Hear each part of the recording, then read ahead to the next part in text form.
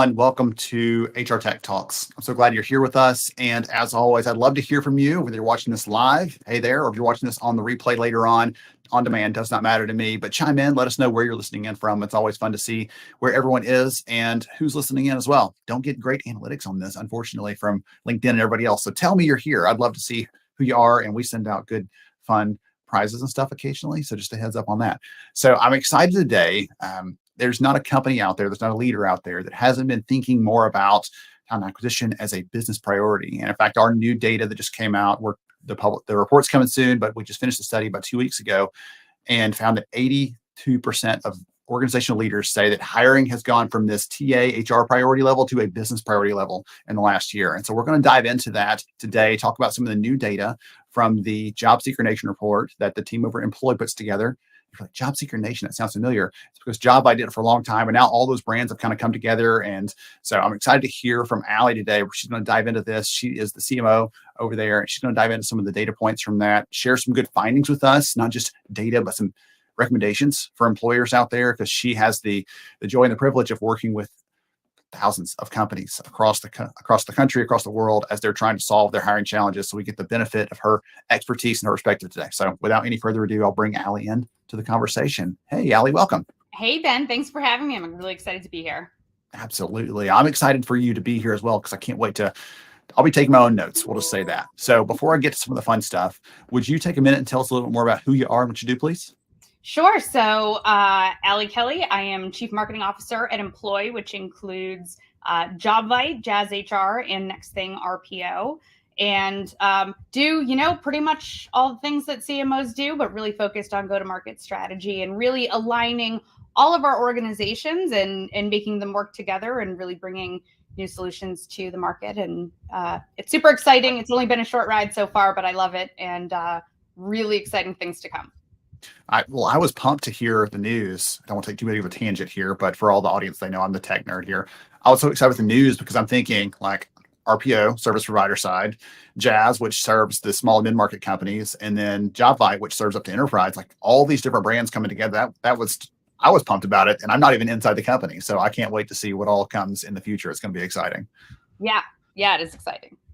All right. So the new report, as I mentioned, is out, Job Seeker Nation. And what I love about this is every year it pulls in all these data points from job seekers, what they're thinking, what they're feeling. And one of the things I've been telling employers lately is if you want to convert them, if you want to attract them, you've got to know what's inside their heads.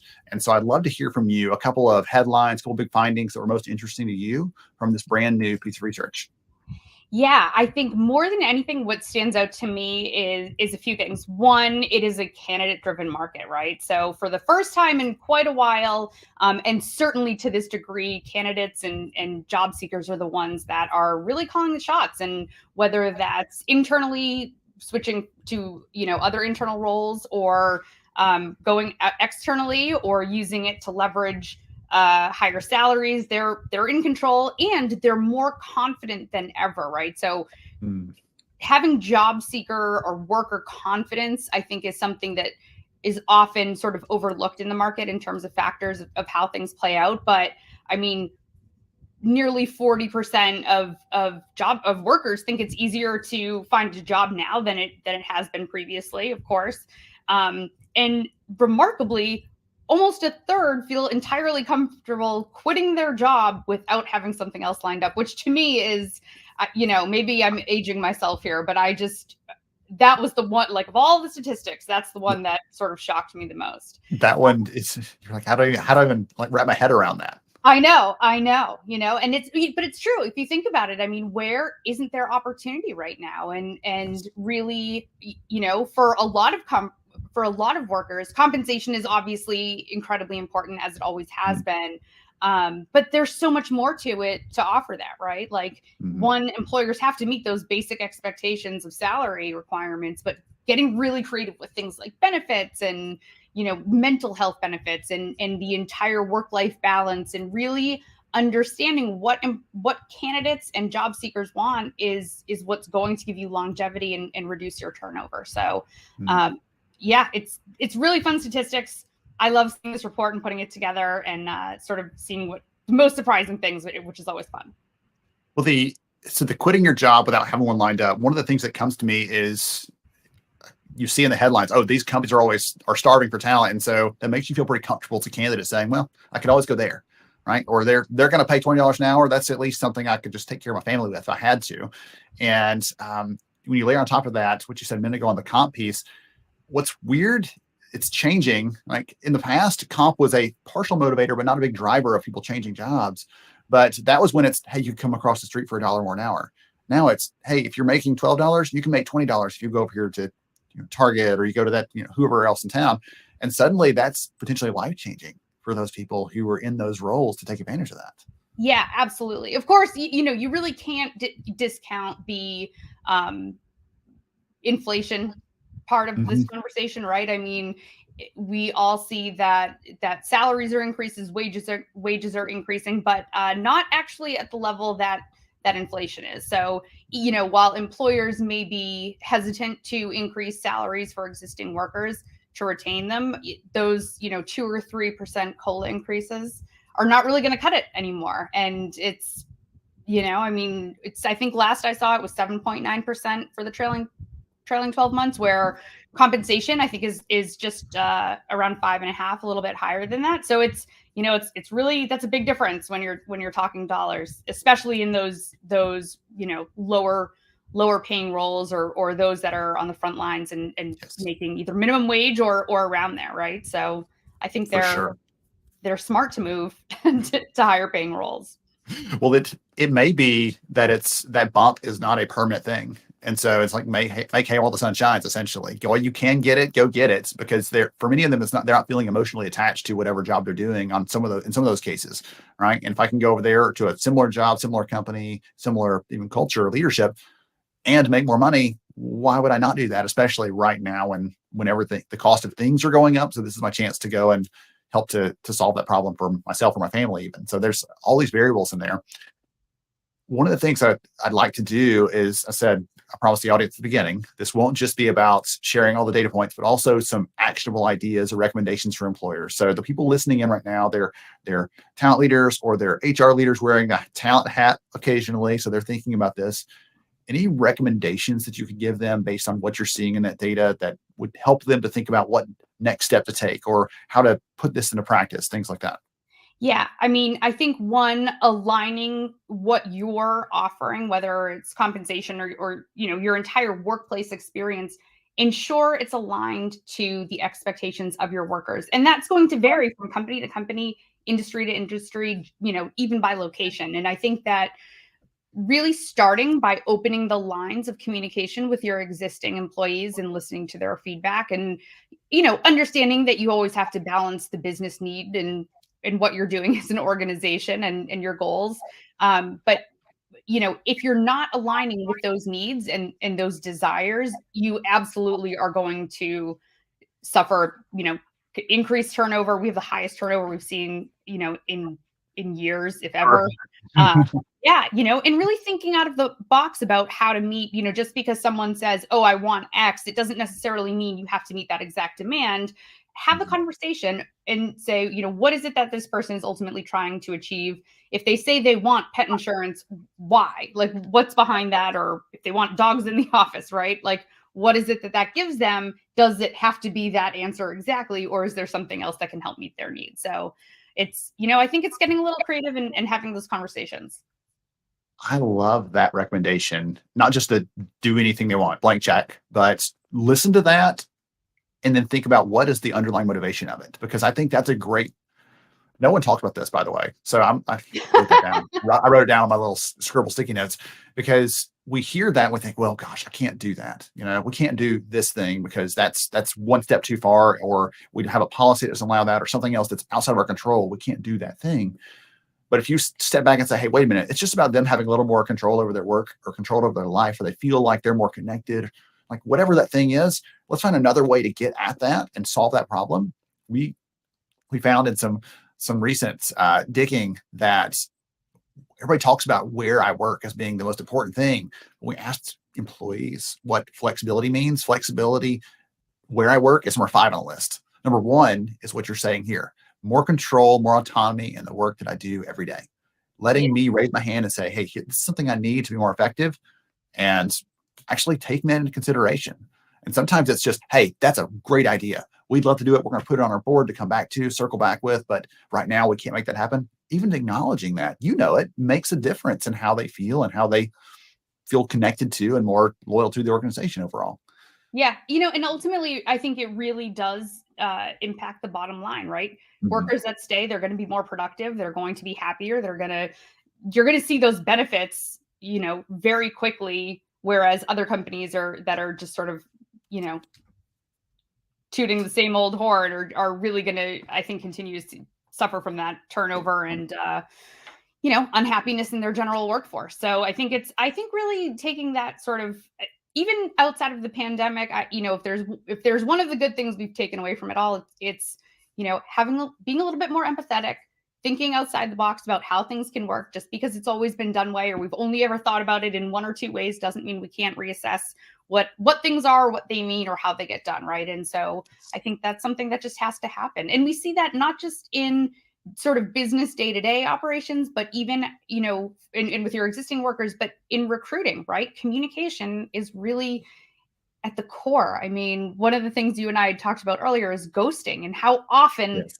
that happens, which is crazy. I mean, the numbers are crazy. And so when we think about how to address, if that's something that's really frustrating candidates, and even if it's a candidate that you don't necessarily want to move forward with, communicating just is really the answer to everything. And that's hard to do at scale in a personalized way, but there's obviously tools to make that happen. Yes, absolutely. Well, what's wild is, we're having like dueling stats here. I didn't mean for it to be this, but I'll share one because you'll appreciate this. When we asked workers recently, how often do you want to be updated during the process? And in the past, it's just been like, once a week or once a month, or like whatever those variations are. But we gave them a choice like immediately, instantly, through a mobile app or some other sort of portal, something like that. And that was what they chose more than anything else. So I take that, whether that's available or not at the company that they're applying to, they want to know as quickly as possible and when they want to know, not when you decide to tell them, but as come back to the flexibility thing. Like, I want some control over this and to feel like the flow of communication, I can, turn the faucet on or turn it off if I want to as a candidate. They want that sort of control in this. And if someone offers that transparency and that accessibility and that communication, to your point, and someone else doesn't, it makes them look more appealing in the hiring process for the first company.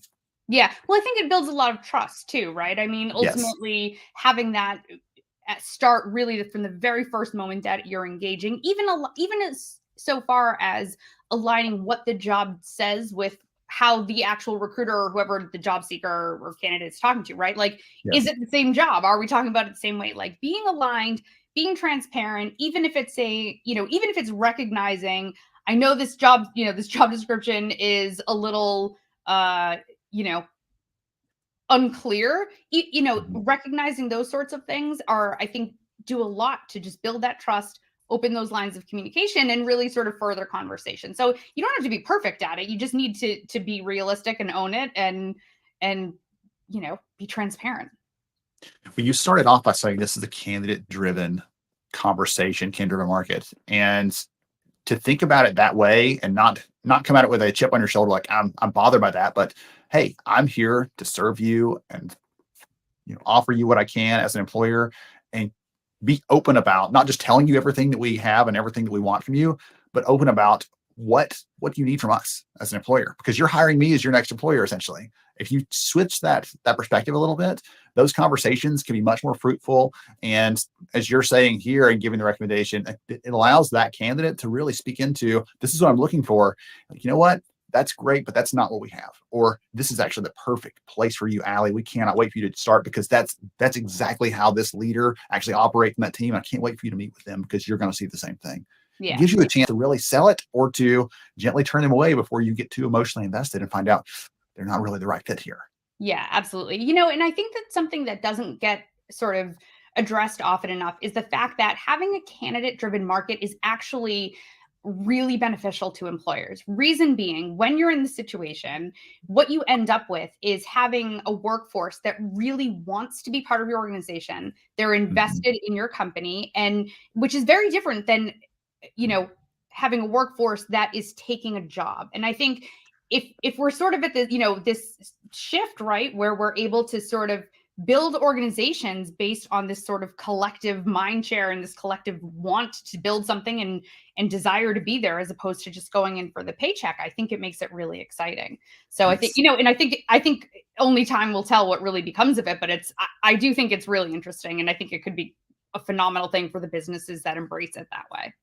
Yes. Well, I heard someone yesterday say this, and it was so pertinent to that. Is they said, "I don't want a job. A job is job, just over boredom. Like I want something that I'm invested in. I want to feel connected to it." As you were saying, like I want this. I want someone to be sold out on taking care of the clients we have as an organization. I want them to be excited about whatever the mission is and what the impact we can have. I don't want them to say, "How much can I make an hour and how many days do I get off a year?" Like that's the wrong conversation to have. And yet sometimes again we even approach it that way, like, "Oh, here's how much we offer you." In Yeah. terms of pay, but how about here's how much we offer you in terms of flexibility, in terms of listening to what you have to say, in terms of you have a voice here, Yeah. flipping the script And a little personal bit. growth, right? Yes. Like, is this going to work long term? And I think that Mhm. really, that's another part of it, is really understanding how to have the conversation even in the recruiting process about personal and professional development at an Mhm. organization is something that is often sort of overlooked, or it's talked about in a way that, oh, and here's the predetermined path for you to follow, right? As opposed, and that's not what people want anymore, right? Correct. Like I think we all know a few millennial or five or Gen Zers that really don't ever want to be told how to do that, and they want to Mm. make their own path. And I think that, again, having those conversations early in the recruiting process even is really what's going to make it successful long term. You know what? Can I challenge you on that a little bit? Please. We have to follow through. We Yeah. can't say, "What do you want to be next? What's your long term? Where do you see yourself in 5 years, Allie?" And then when you start the job, it's like, okay, forget all that and put your head down and focus and don't ever think about that again. Yeah. Right? We've got to follow through. So I agree with you, but employers out there, we can't let a manager dangle that carrot. "Oh, we'll talk about what's next for you once you start here." And then they can never quite get that conversation to happen. And that happens too many times. And the person realizes, "Oh, bait and switch. Right? They Yeah. got me."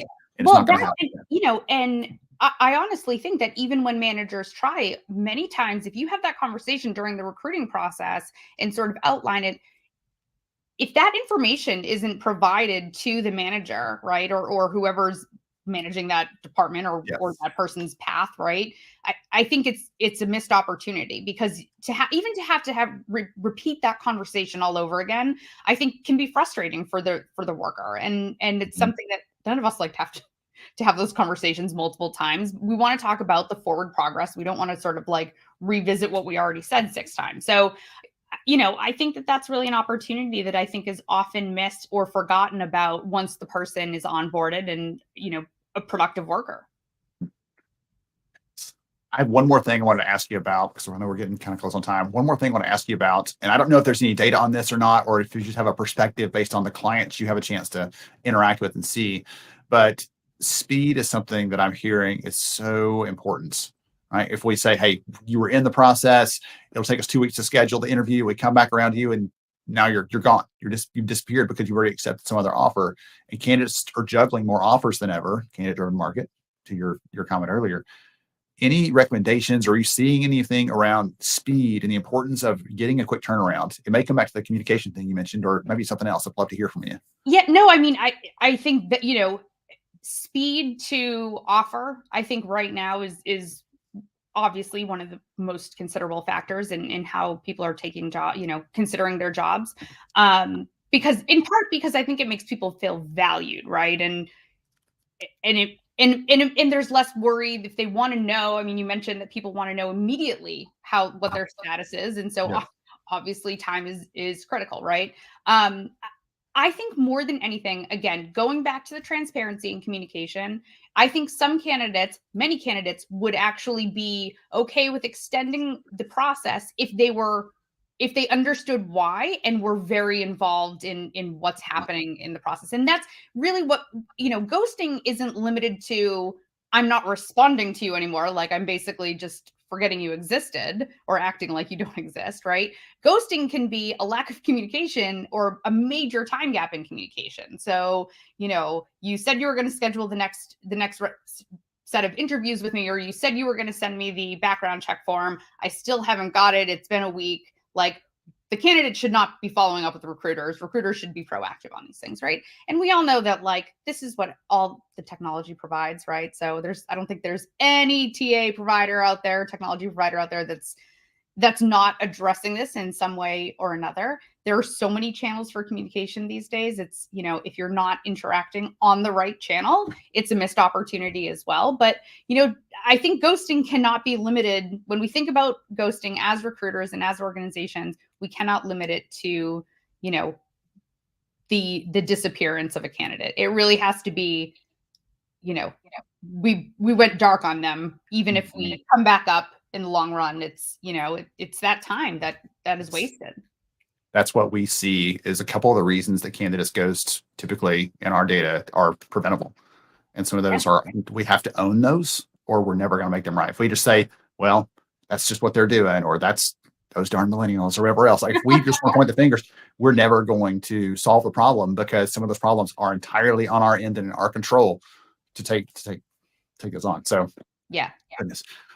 I want to spend like 30 more minutes asking more questions, but I know that we don't have the time to do that. So if someone wants to learn more about the report, wants to learn more about what the work that Employ is doing across all those brands, because everybody fits in one of those buckets we talked about earlier, what's the best way for them to connect or learn more? Yeah, employinc.com is probably the simple way. Or if you're familiar with any of the brands, jazzhr.com, jobbite.com, or nextthingrpo.com. And plenty of ways to move with us that way. Okay, awesome. And is the report there on the homepage, or is it going to be? It's on all of the sites and very easily accessible.